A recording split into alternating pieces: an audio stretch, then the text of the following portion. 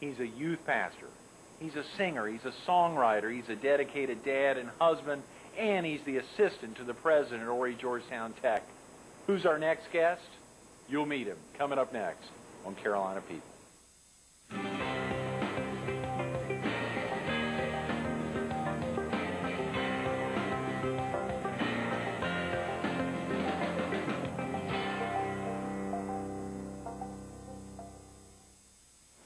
Good morning.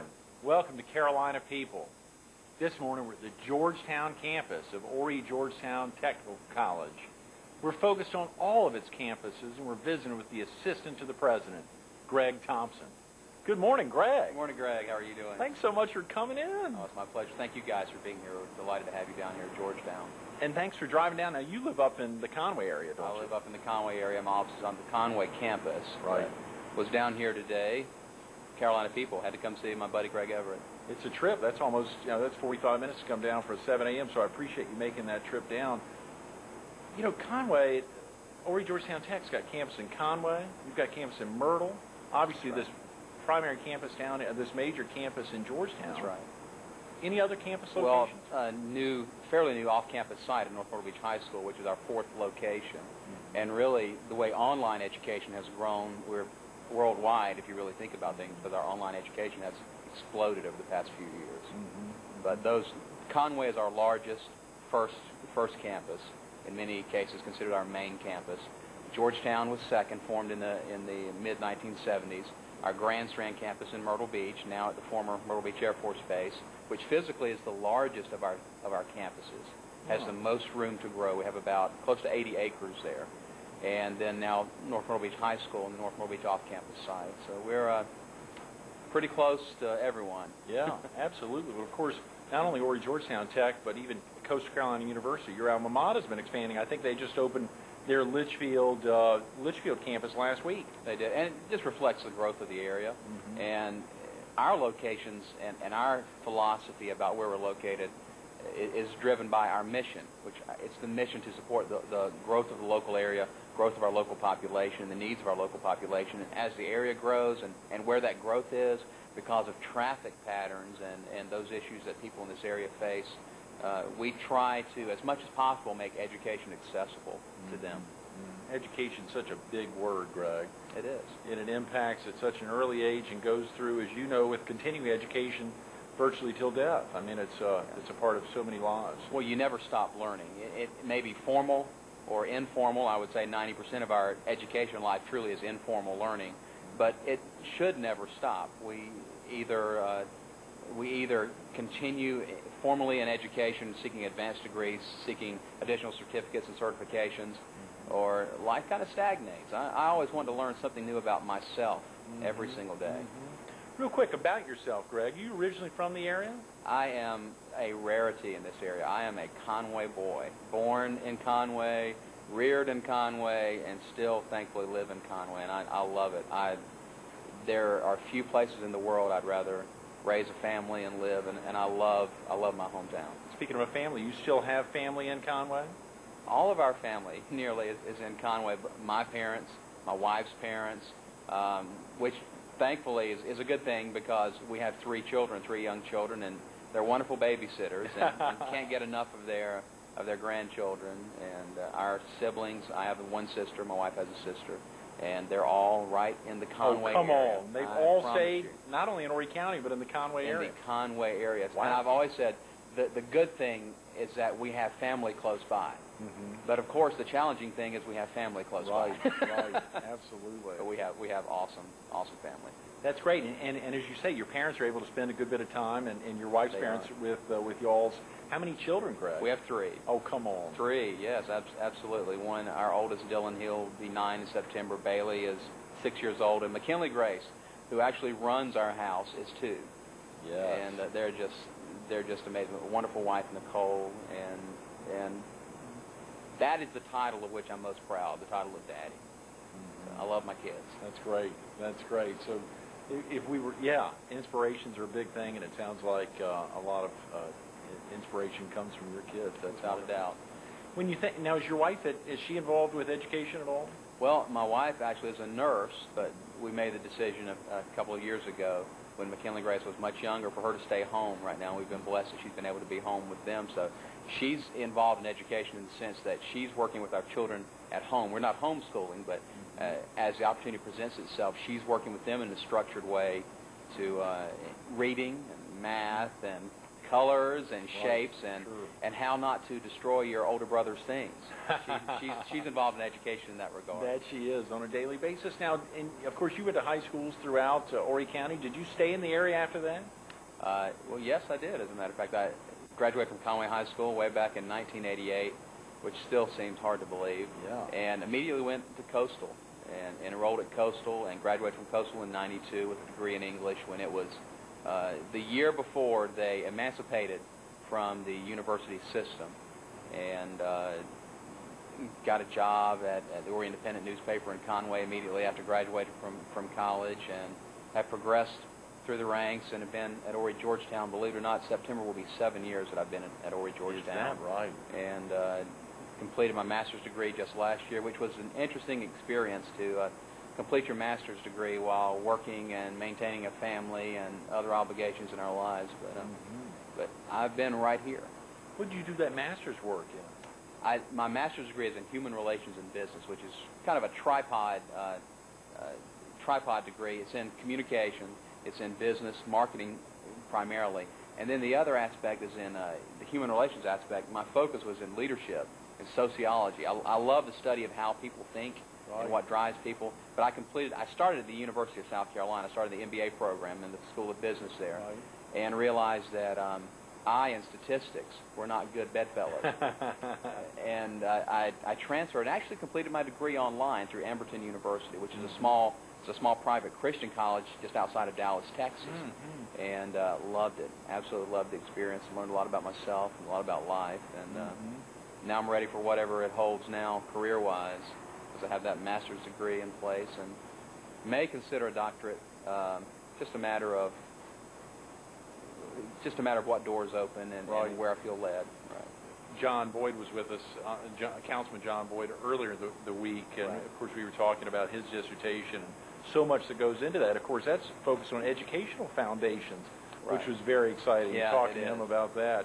And of course, folks who get that bug when you're in a master's program, oftentimes, as you say, just go on, continue studying. You do, or you find something that piques your interest. Like I said, my love and one of my passions is knowing what makes people think, which plays perfectly into my role at the college, because I'm also responsible for our marketing and our public relations, function. So the psychographic side of things, not just demographics, not just knowing that our students are 26 or 25 or 24, mostly female, not that data so much as why are they making the decisions that they're making, because when you really know how people are thinking, that's when you can affect positive change. That's powerful, absolutely. And you were able to pick up some of that through that master's program. Absolutely. I sure was. My focus was leadership. I like to look at organizations. I like to see how organizations are structured and to know some of the organizational dynamics that go in. Particularly like a college our size, we're now close to 300 full-time employees. You add all the part-time employees in as well, and we're over 500 people. Well, get 500 people together in an organization. And everyone says, well, we know what our common mission and vision is, and you don't always. And it's interesting to look at the dynamics that go on in that kind of situation. How has that been for you? Obviously, having attended college there, virtually on the back door of Tech's main campus there in Conway, having attended Coastal, and now being there. Any similarities when you think about the activities, of course, of students? Well, it's not similarities so much as just a unique perspective, because our college is Horry Georgetown Technical College is a local college. 4 out of every 5 students are residents of Horry and Georgetown County. But I lived in Conway, worked at Myrtle Beach, went back and forth and passed Tech all the time. Never really thought about it, didn't know that much about it. So it's given me a unique perspective now, in my opinion, to know the mindset of most of the people in this area that we're trying to reach now. I know what the things that are motivating many of them, and I know what kind of lifestyle patterns they have, and so having gone to Coastal and being from the area now working at Tech, I've got some great relationships with the people at Coastal. Respect so many of them. It was a really a foundational time in my development. But then to be at Tech now, I can respect the role that they play, then also our uniqueness, and at the same time realize where we fit providing education for locals in our area. And you just threw out a powerful figure there. You said 4 out of 5 students at Horry Georgetown Tech? 4 out of every 5. Are coming out of Horry and Georgetown counties? Coming out of Horry and Georgetown counties. And of that number, still, well, of our total students, about 90% stay here in this area upon graduation. So we, I like to throw, I'm in marketing, I like to throw on the phrase that we're keeping the community in college, but we really are. Yeah. When you're talking about making an impact on the local community and local people, Horry Georgetown Technical College is a place that's doing that. And you're not talking about the continuing ed folks. You're talking about the full-time students there. Right. And here's another shocking statistic, this all weaves together. This past academic year, last fall, spring, and summer, we had over 7,000 different students enrolled in curriculum classes at the college. A lot of people don't realize how large we are. No. We are the 4th largest technical college in the state of South Carolina. But we had over 7,000. Of that number, 4 out of every 5 are Horry and Georgetown County residents. That's not counting the 15,000 plus students who are enrolled in continuing education classes throughout the year. So you're talking about differentiated numbers, as many as 20,000 different people right here in Horry and Georgetown County in a single year, Greg. That's incredible. Track it back over a decade, yeah, and think about the impact. It's amazing. That is incredible. I don't think I understood the impact of Horry Georgetown. It makes me proud, but it humbles me at the same time that we really are having such an impact and have such a reach in our community. You think about the other. Oh, and I want to get back to that real quick. What was it like working at a community newspaper there in Conway, coming out of college? Well, that was a unique experience. I literally graduated from Coastal with my bachelor's degree, and I suppose it was in May, as I recall. And the week after that, my mom said, "Hey," I didn't really know what I was going to do. I wanted to teach high school English, I thought, and I found that my personality wasn't going to fit into the K through 12 structure. So I just went with a straight English degree. I wasn't exactly sure what I wanted to do. Considered law school. Right. As I've joked around, then I got my mind back. No, I still enjoy the law, but saw a classified ad running in the local or independent newspaper for a writer. Well, hey, I can apply. And little did I know that one of the references I put on there was one of my professors from college who was also freelancing for the paper. No. So I called back on Monday, and they wanted me to come back in, and the rest is kind of history.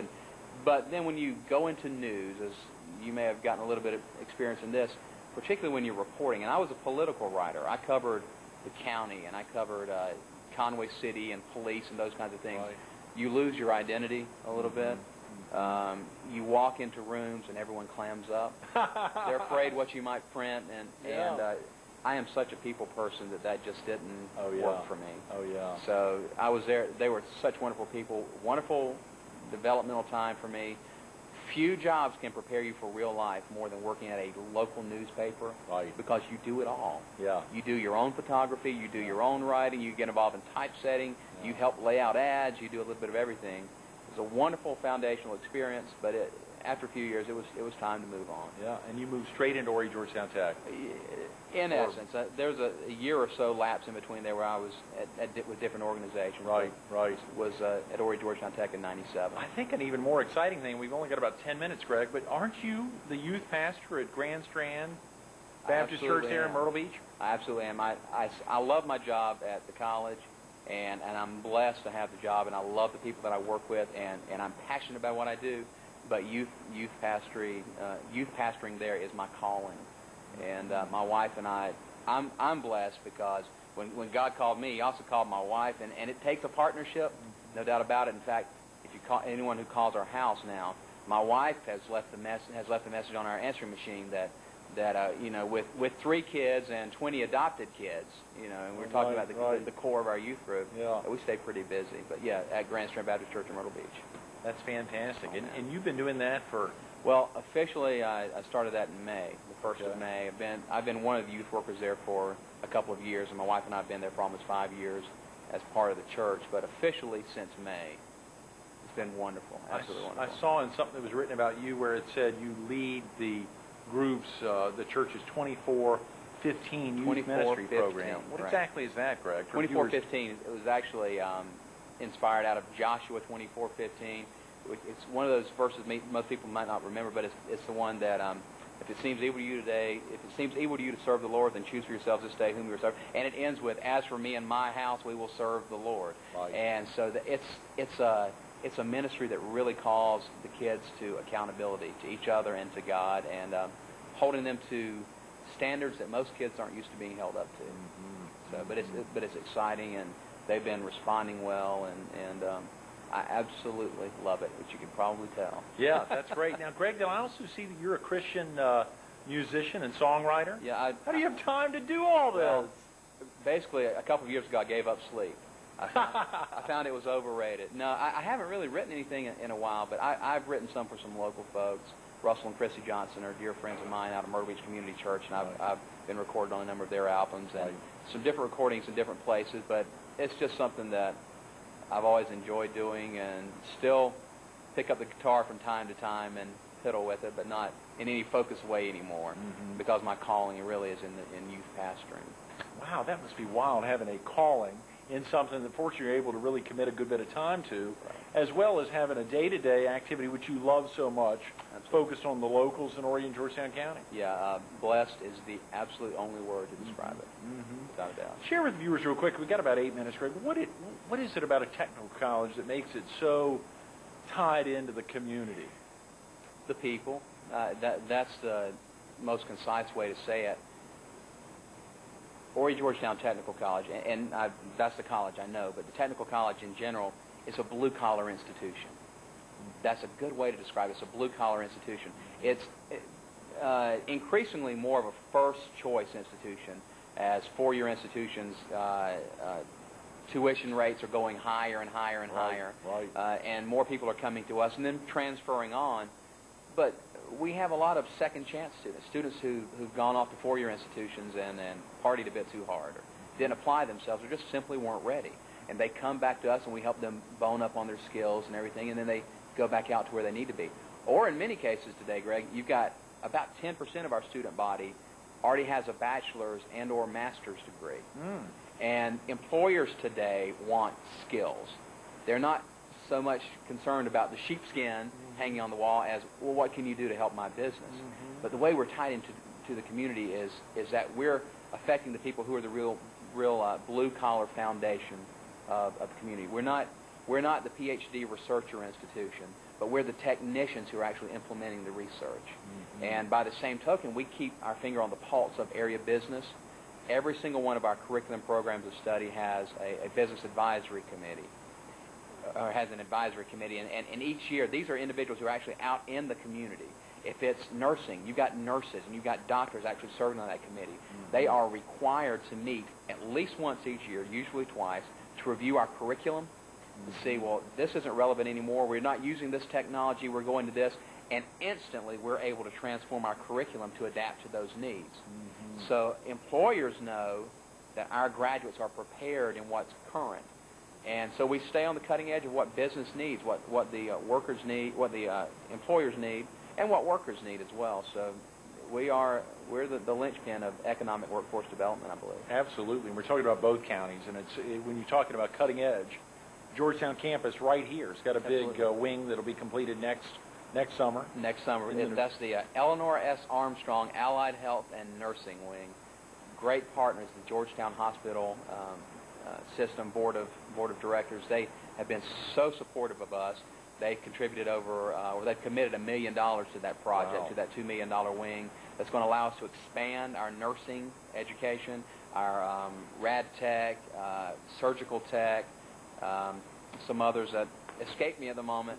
But it's to provide jobs and to provide training. They desperately need skilled healthcare workers. And obviously, if you know the situation in this county with double-digit unemployment, they need jobs, and they don't need $6 and $7 jobs. They need those $30,000 to $40,000 jobs, and that's what we're trying to help provide. But that's being designed right now. Rosenblum Co. Architects out of Charleston are working on that project. We hope by July of 2005 to open the doors to that. That's exciting. And then, of course, the Grand Strand's got a big facility to be coming on in about 2 years from now. Through the support of the Myrtle Beach Air Force Base Redevelopment Authority, we acquired the former Air Force Base Hospital. Right. Horry County has approved us issuing up to $3 million in bonds, and the Redevelopment Authority has also contributed additional funds, and we basically have the $6 million in hand needed to renovate that facility. Wow. And so we're starting the thinking process, the design process. We hope by 2006 to have that completely finished and relocate our Horry County programs of study, healthcare programs of study, to that facility. And that's exciting to get those faculty and those students all together so that synergy can begin, and that the efficiency, the economies of scale that comes from joining all those together, and that's on the horizon. Greg, we got about 5 minutes. If a viewer had to leave right now to get to work, what's a phone number they could call to learn a little more about some of the new programs coming online in the fall, or a website they could visit? Okay. Well, our website is just hgtc.edu. Really easy to remember, hgtc.edu. Generally, the best number to call for additional information is our admissions office at the Conway campus. It's 843-349-5277. They can tell you all about our new programs of study, digital arts, emergency medical technician, our online business degree, which is a first for us this year. They can give you all that information. They can mail out packets. You can register online now. You can apply to the college online. You can register online, complete that entire process online, trying to make it easy. Sure, and if a viewer of ours was calling from the PD or even southeastern North Carolina, you probably have some phone numbers for the technical colleges up in the PD or the community colleges up absolutely. in Robinson and Scotland County. Sure. Absolutely. We're not territorial in that regard. We're part of a 16-member system, and if we don't provide it, we will tell you that and refer you somewhere else. Or if you're better served, because frankly, someone from Marion right now may pay out-of-county rates for tuition here that are going to be a little bit higher, but they can go to Florence Darlington and pay in-county rates, and sure. that's advisable for them. We're about helping people. Sure. Greg, what about some new programs for the fall? You got any big things rolling out? Yeah, well, I name-dropped a second ago. Digital arts, brand new. Dr. Gary Davis, who was one of our VPs, he's gone back to teaching, and he has just really hit the highways trying to promote that program of study. It's going to be at our Grand Strand campus, and digital arts is going to give students, it could have been called commercial arts in the past, but it's going to give students a mix of graphic design, then they can, and those fundamental elements of design and art, and then they can tailor it if they want to get into commercial graphics, or if they want to get into multimedia development for the web, or they want to get into video, television production. Yeah. That has gone like gangbusters. Oh, yeah. EMT, paramedic, another need there. That program is filling up rapidly. Machine tool operator, which is a one-year certificate program to prepare individuals for to operate complex machine equipment. The way I explain that, if you've ever seen these big shows now, Monster Garage, American Chopper, those shows, you see them take a blank aluminum hub and tailor it into this specific wheel, this specific pattern. That's the kind of machining we're talking about, operating that complex equipment, and we can prepare you to do that at Horry Georgetown Tech. And of course, I mentioned our online business degree program, which is brand new, and students from really anywhere in the world, but the focus is here in Horry and Georgetown County, can complete an associate degree of business completely online, their time schedule, their framework. And that's a new foray for us, a new avenue for us to take, but it's been very, very well received.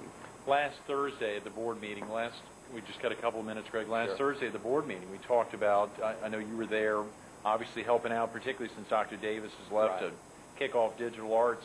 We were down here at the Georgetown campus, and the excitement, as you talked about, so many of the activities coming up for the next few years, but of course to highlight that local component of so many of the folks staying in the area, being from this area, attending classes here on a full-time basis, or on the continuing education side. It's incredible. It is, and that's the local nature of this institution is really part of our brand identity, to throw a marketing phrase out there, that we can own.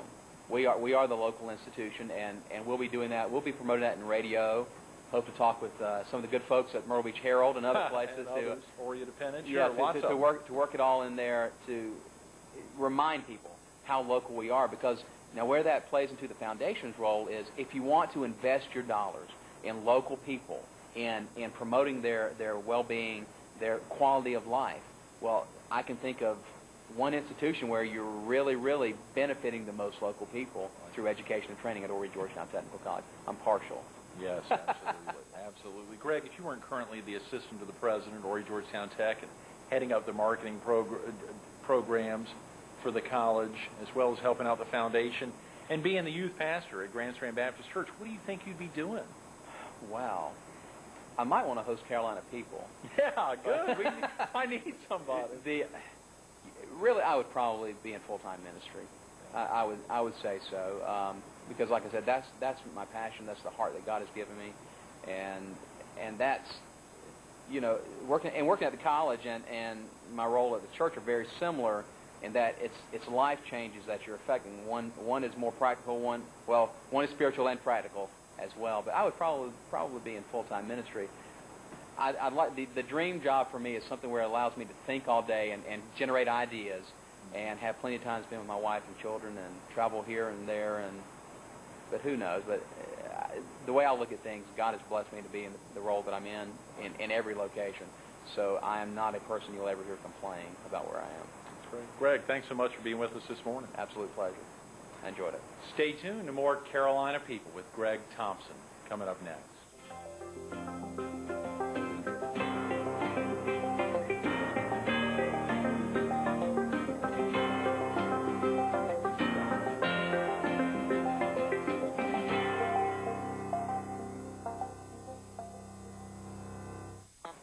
Born and bred in Conway, went to college in Conway, figured out law school wasn't for him, wanted to stay in the area, worked for an independent newspaper in Conway. The excitement of remaining in the area and knowing the commitment has been made to the local area, raising his 3 kids, committing time with his wife to 20 other kids. You heard him talk about Joshua, 24-15. We didn't talk about this past weekend and the rafting trip they were on with all that youth group. It's an amazing commitment to others, serving others, whether it's ministry on a day-to-day basis or all the students in the area. Greg Thompson, thanks for being with us.